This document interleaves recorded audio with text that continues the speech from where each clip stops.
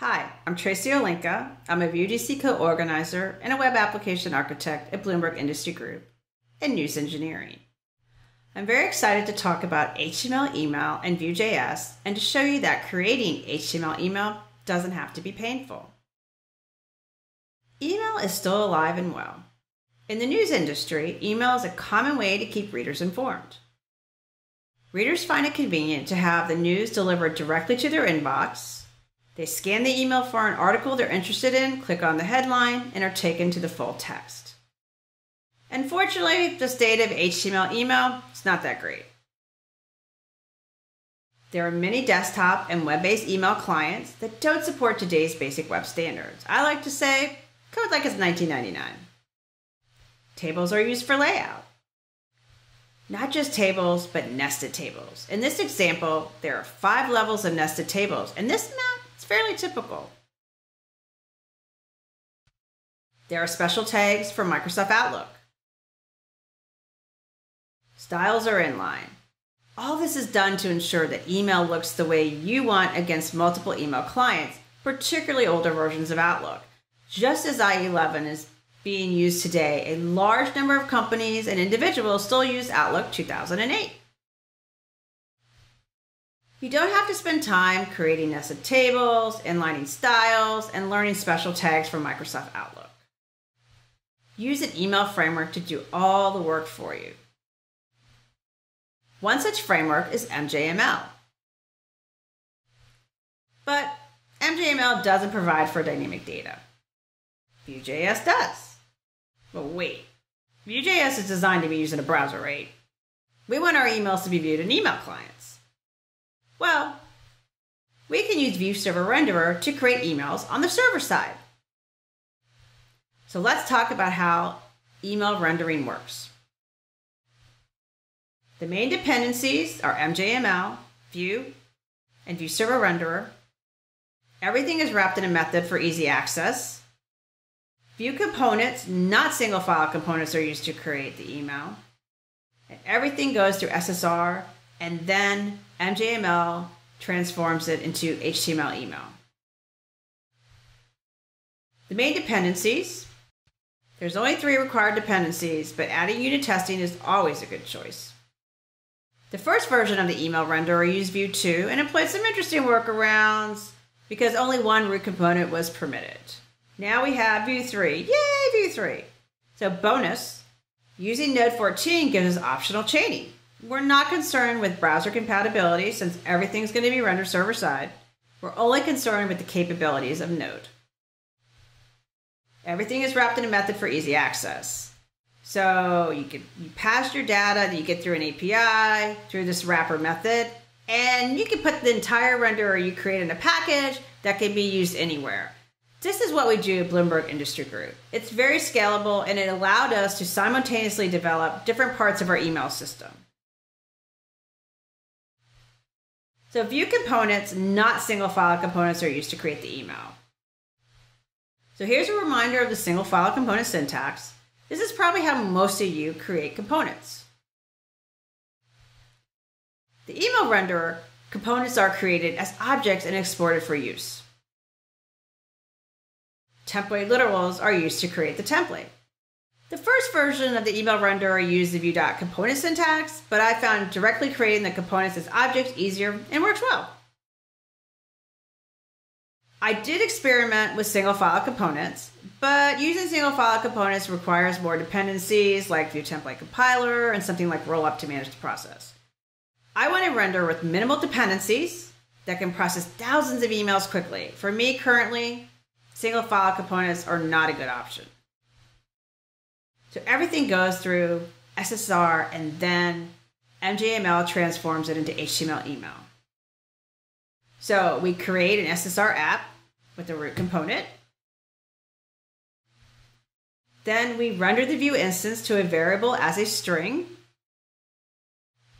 Then we let MJML do its magic and turn it into HTML email. So let's dive in. MJML provides several components to create HTML email. The basic components that you will pretty much find in any email are a component to wrap sections together, one to create rows, another that will create columns, and then a component that allows for plain HTML. In the end, most things are going to be converted to a table to ensure a relatively consistent layout across all the different email clients. So this is the basic syntax to add multiple columns in a row. They will be side by side on a desktop, but the columns will stack on top of each other in mobile. So MJML provides us with some useful components like a customizable button, a divider, responsive image, and social sharing buttons. These components make what otherwise is a heavy lift very easy. So let's build an article summary component and see how this all works. Our component is going to have an optional image. It'll have a headline that's linkable. It'll have a summary. And it'll have a read more link. The data will be structured as such. It'll be an object with an ID, a headline, a summary, a permalink, and an image object that will contain a URL, alternative text, and then whether it should be displayed or not. So here's a reminder of the component syntax we will use. So notice that the file name is article.js and not article.vue. The file is located in a component directory, just like a normal Vue app. So we're going to create an object for our component. Then we're going to add props. And then we'll add the article prop. And we're going to type that as an object. And we'll make it required.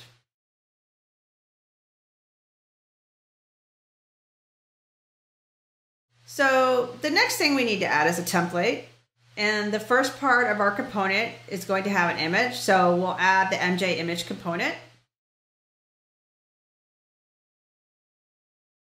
We're going to check whether it should be displayed or not. So we'll use VIF. And because we're using Node 14, we can use optional chaining. And we're also going to check to see that there is an image URL. So the next thing we're going to want to do is add a source path and then the alt text attribute. Now, adding the alt text attribute, it's good for accessibility, but it's really important for email because most email client default is not to display the image. So rather than an image, you're going to everyone will see the alt text. So not only should you display the alt text, you should really think about what's going to be in the alt text. So we'll go ahead and close this out. So we want to add a headline and article summary. So we're going to need to add the MJ text component. And because we're using Vue 3, we don't have to worry about having one root element. So we add the H2 link with the headline as the text.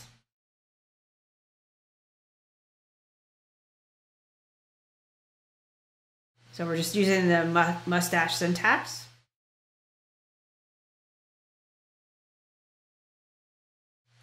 And we'll close out these elements. So we're going to add a paragraph element, and we're going to display the article summary in it. Mustache syntax again.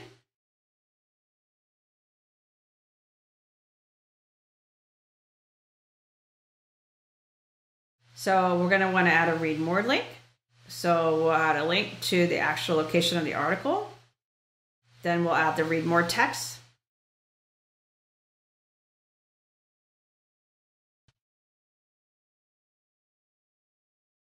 And then we'll close out these elements.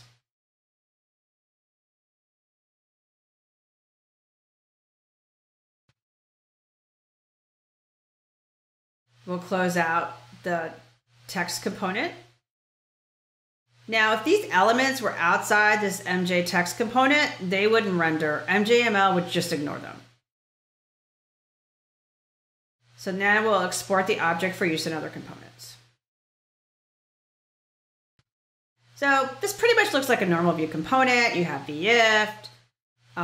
We bind our data. We use much.js syntax to display text. It's pretty much like a normal Vue component.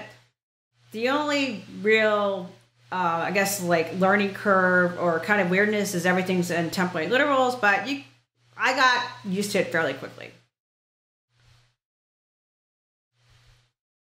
So we built the article component. Let's build the feed component so that we can display multiple article summaries.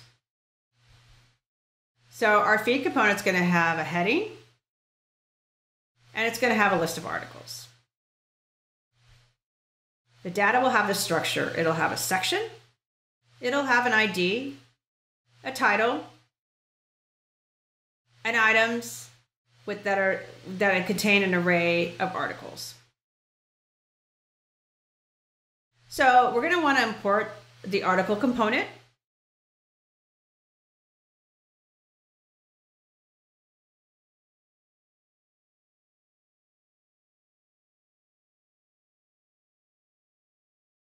Next, we're going to want to create an object for our feed component.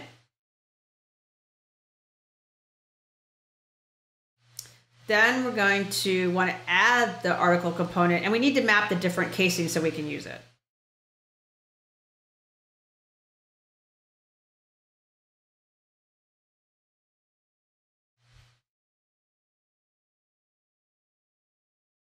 So next, we're going to add props. And we're going to add the section prop. And we'll go ahead and type that as an object. And we're also going to want to make that required.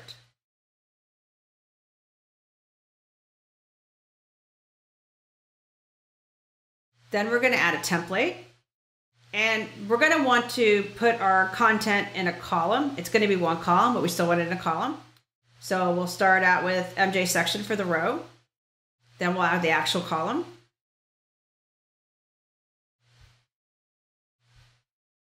So we're going to want to add a section title. So we first need to add MJ text component. And we're going to add a jump link anchor so that you can easily get to this section.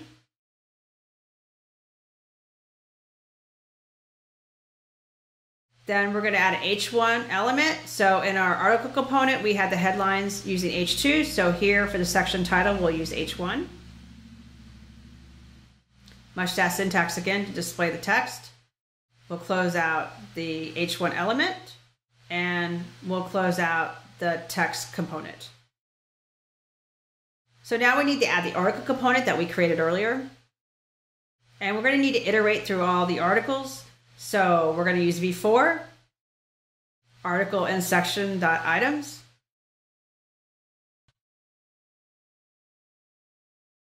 We'll use the article ID for the key.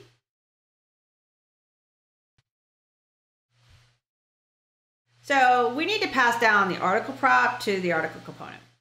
So most of you are probably familiar with this syntax. Not how I do it. So I prefer the vbind syntax where I can easily pass down multiple props as one object. So I picked up this habit because the apps I work on often have many props that I need to pass down. And I prefer not to mix these patterns. So even if there's one prop, I'm going to do it this way. So in the demo code that I will give you a link to later, I'm going to use the vbind to pass down props as an object, even if there's only one prop. So we're going to need to close the column component, and then we need to close the section component. And then we're going to want to export the object for use in other components.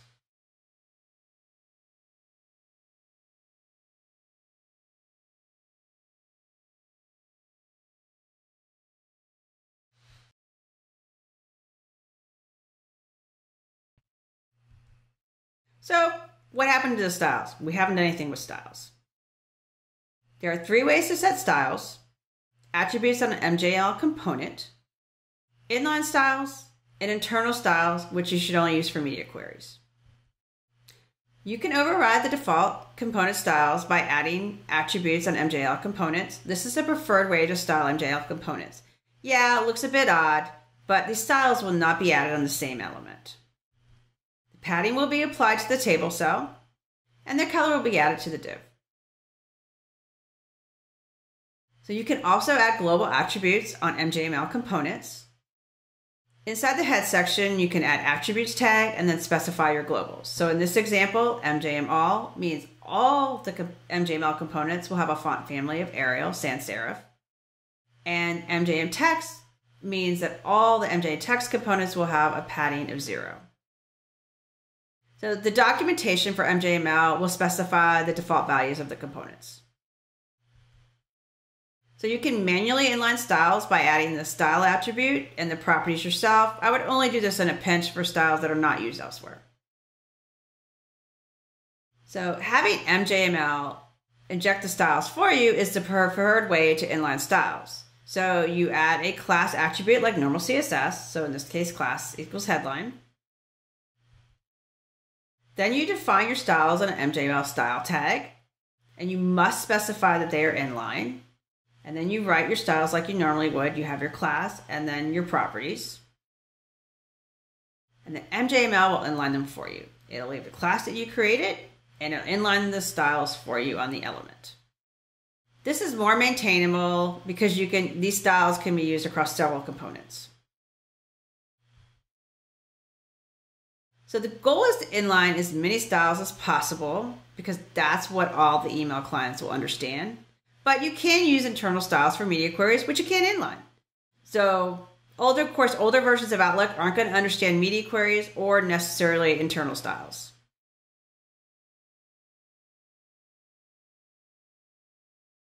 So MJML default width is 600 pixels. So 600 to 650 pixels is pretty much the standard width for email. So that may seem kind of narrow, but even on a desktop, most folks don't use the full width of their screen to view email. They usually view email through a preview pane, and that preview pane is maybe 700 pixels, 750 pixels wide. So that's why email is narrow. As a result, because email is so narrow, then you really don't need to have a great variation between a mobile version of your email and a desktop version of your email, which makes it nice because email is so difficult to deal with. So you're not going to have the level of scoping and specificity worries that you have with a typical web app. Even so, you should do your best to follow best practices as much as possible. So of course, not all CSS properties will work. I mean, that's why we're using MJML, because it's figured out a lot of stuff for us. But you're going to add your own CSS. So things like CSS Grid and Flexbox, it has limited support. Even properties like float and padding, though, can be problematic. In fact, most versions of Outlook, padding is only supported on the table. That's why MJML, in the example I showed you earlier, put the padding on the table cell and the color on the div. So there's this great website, Can I Email, which is the Can I Use version for email. And it will help you figure out what CSS is supported. As I've shown you, we need to do styles differently than a normal Vue app. So even if we were using single file components, we wouldn't have the benefit of keeping styles in the component. So let's put all this together. So here's a refresher of the pieces of the puzzle. The main dependencies are MJML, Vue, and Vue Server Renderer. Everything is wrapped in a method for easy access. Vue components, not single file components, are used to create the email. And everything goes through SSR, and then MJML transforms it into HTML email. So we start with lunr.js, file in this src directory. It's what kicks everything off. The dependencies are imported, along with the components that will be used. There's a wrapper method that is exported. You create an SSR instance of Vue with the root component. So you will have to make Vue aware of the custom MJML tags. This is something that I didn't have to do with the Vue 2 version of the renderer, but you need to do with the Vue 3 version of the renderer. So we're going to render the Vue instance to a variable as a string. Now, Vue Server Renderer is going to add these extra notations. I believe it's used for client-side hydration. I'm not 100% on that. Regardless, we don't need them, so we can remove them. And then we pass everything through MJML and let it turn into HTML email. So let's go back and examine the root component. So we have data that was passed in with the method, and we bring it into the app. We have two components, email and body. So let's take a look at the email component. So it's located at the same level as the renderer file. I like to think of it as the index.html. There's a head, and there's a body. You can keep the CSS in a separate file if you want. So you create normal CSS and house it in the asset directory, and then use a JavaScript file to save them as variables. And then you import the CSS as a string. There's a slot for the body component, so let's take a look at that. I think of the body component as the parent, so I locate it in the views directory. Child components are imported. We have our props and computer properties. So we don't really have to worry about reactivity, but computer properties are just very convenient. And of course, you can add methods if you need them. So there's a template that creates the main part of the HTML email. And you'll notice we have multiple roots. So that's really the great thing about Vue 3, I think, or my favorite thing about Vue 3 is that we are allowed to have multiple roots in a component. So let's take a look at the file structure. So we have our src directory. We have our assets directory, which we can put our CSS in. We have our components directory with all our components. Our views directory with the body component. And then at the root, we have our at the src root, we have our email file and our renderer file.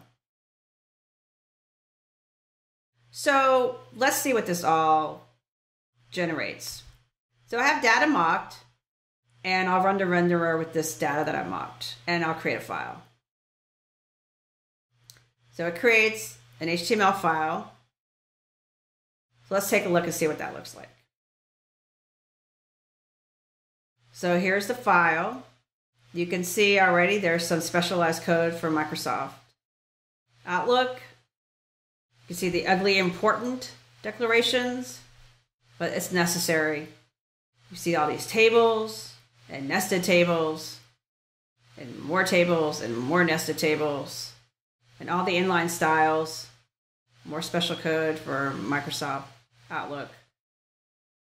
This is going to go on for a while. Okay, we're going to speed this up. You could probably go get a cup of coffee and come back, and I don't know if it's going to be done. Okay, we're getting to the end here, I think. Wow, this really does go on for a while. Can you imagine having to write this from scratch? It's just unbearable. Okay, we're at the end. So here's what it's going to look like. So this is actually, we're looking at this in a browser. So, and that's fine when you're developing to look at a browser just to get a sense of what it's going to look like.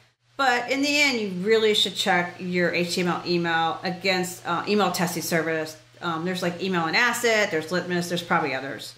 So MJML has done the hard work of making the components that work in most emails, but we're introducing new CSS and to make the email look the way that we want. So we really need to test this against some kind of email testing service.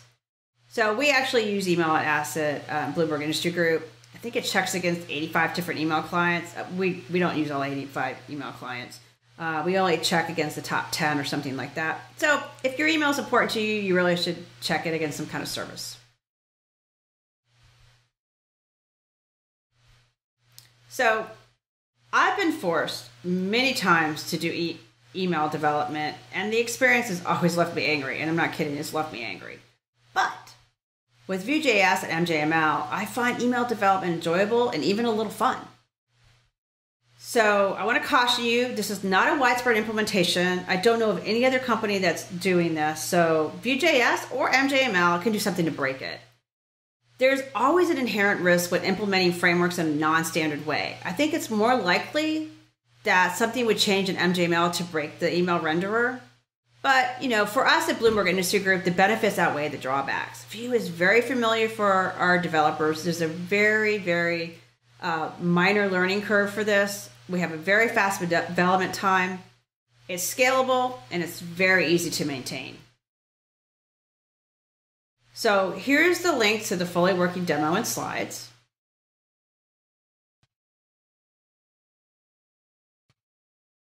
Some resources, the MJML documentation, the Can I Use website, and then of course these are the 2 email client testing tools that I know, but I'm sure there's more.